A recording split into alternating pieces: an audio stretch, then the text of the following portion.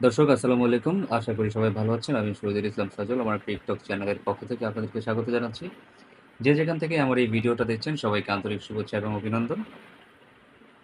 কথা বলতে চাচ্ছি আইসিসির স্ট্র্যাটেজি নিয়ে, ট্যাকটিক্স নিয়ে। তারা যেই উদ্দেশ্যে আমেরিকাতে আ এই ওয়ার্ল্ড কাপটার আয়োজন করেছে, সেই উদ্দেশ্যটা নিয়ে কথা বলতে চাই। সেই উদ্দেশ্যটা হচ্ছে মূলত আমরা সবাই জানি আমেরিকাতে যেই খেলাগুলো হয় সচরাচর ফুটবল, বাস্কেটবল, ভলিবল, হ্যান্ডবল বা অ্যাথলেটিক্স এই টাইপের খেলাগুলো আমেরিকাতে একটু বেশি জনপ্রিয়। আমরা সবাই জানি, সবসময় জানি। আপনি অলিম্পিকের গেমগুলো যদি চিন্তা ভাবনা করেন তাহলে দেখবেন যে আমেরিকা সবসময় সবার উপরের দিকে থাকে। আ অ্যাথলেটিক্স এর দিক দিয়ে। তারপরে তারা বাস্কেটবল বলুন, ভলিবল বলুন, এইগুলোতে তারা অনেক উপরের লেভেলের টিম। তো এই উদ্দেশ্যেই আপনার আইসিসি চেয়েছিল যে ইউএসএ তে ক্রিকেটকে জনপ্রিয় করার জন্য। কিন্তু যে উদ্দেশ্যে আসলে আইসিসি এই ইভেন্টটা আয়োজন করেছে টি-টোয়েন্টি ওয়ার্ল্ড কাপ 2024, সেই উদ্দেশ্যটা কি আসলে কতটুকু বাস্তবায়ন হচ্ছে সেই ব্যাপারে কথা বলতে চাচ্ছি।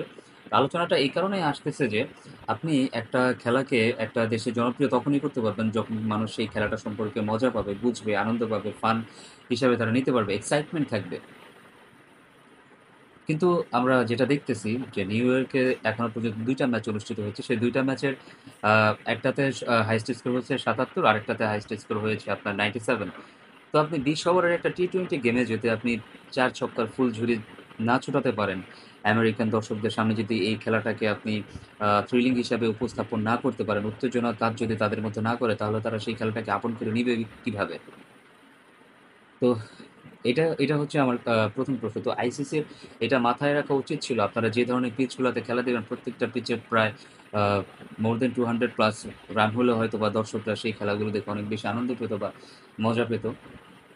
তো ক্রিকেটের প্রতি তাদের অনেক বেশি আগ্রহটা বাড়ত। তো আমার কাছে মনে হচ্ছে যেন আইসিসি এখানে উদ্দেশ্য ঠিক ছিল, তবে তাদের প্ল্যানিং এ কিছুটা ভুল ছিল। তাদের প্ল্যানিংটা আরো অনেক বেশি ভালো হতে পারত। আরো অনেক আগে থেকে প্রিপারেশন নিয়ে পিচগুলাকে আরো আগে থেকে তৈরি করে কিংবা এই ড্রপিং পিচগুলা ওইখানে না দিয়ে জেনুইন যে পিচগুলা বানানো যাইত সেই চেষ্টাটা আইসিসি চাইলে আরো অনেক আগে থেকে করতে পারত। যেহেতু তারা অনেক আগে থেকে জানে যে ২০২৪ এর টি-টোয়েন্টি ওয়ার্ল্ড কাপটা কবে অনুষ্ঠিত হবে।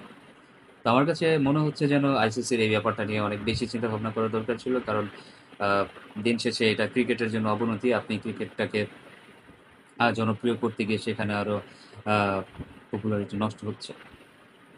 তো এই হচ্ছে বিষয়। আমি জানি না দর্শক আপনারা কি মতামত পোষণ করবেন। আপনাদের কার কি মতামত সেটা obviously আমাকে কমেন্টস করে জানাবেন। আর আমার ভিডিওতে যদি কোনো ভুল তথ্য উপস্থাপন হয়ে থাকে সেগুলোও অবশ্যই আমাকে কমেন্টস করে জানাবেন। তবে কথার মধ্যে কথা হচ্ছে আমি জানি না পরবর্তী ম্যাচগুলা কি হবে বা কন্ডিশনের সাথে প্লেয়াররা কিভাবে এপ্লাই করতে পারবে। আবার এমনটাও হইতে পারে যে নতুন খেলা হচ্ছে তাই প্লেয়াররা কন্ডিশনের সাথে এপ্লাই করতে পারতেছে না। বাট আমার কাছে মনে হয় না সেই ব্যাপারটা আসলে কোনো সমস্যা। প্রত্যেকটা প্লেয়ারই প্রফেশনাল প্লেয়ার। তাদের মধ্যে একটা প্রফেশনালিটি কাজ করে।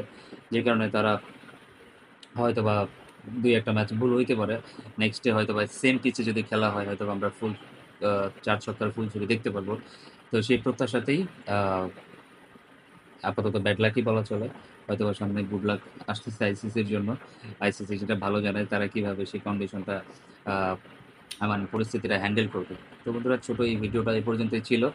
যে কারণ কোথাও আমি একটা কথায় কি একটা কথা আছে যে, "অতি সন্ন্যাসীতে গাজন নষ্ট।" "অতি লোভে তাঁতি নষ্ট" এই কথাগুলো আছে। হয়তো আইসিসি যেটা চিন্তা করছে যে ইউএস এর মতো একটা বড় কান্ট্রিতে এত রিচ একটা কান্ট্রিতে যদি আপনার ক্রিকেট খেলার পপুলারিটিটা আ বাড়াতে পারে তাহলে হয়তোবা তাদের ইনকাম সোর্সটা আরো বেশি বাড়বে। তো এই ক্ষেত্রে আপনি আ লোভ করতেই পারেন। লোভ আপনার জায়েজ আছে।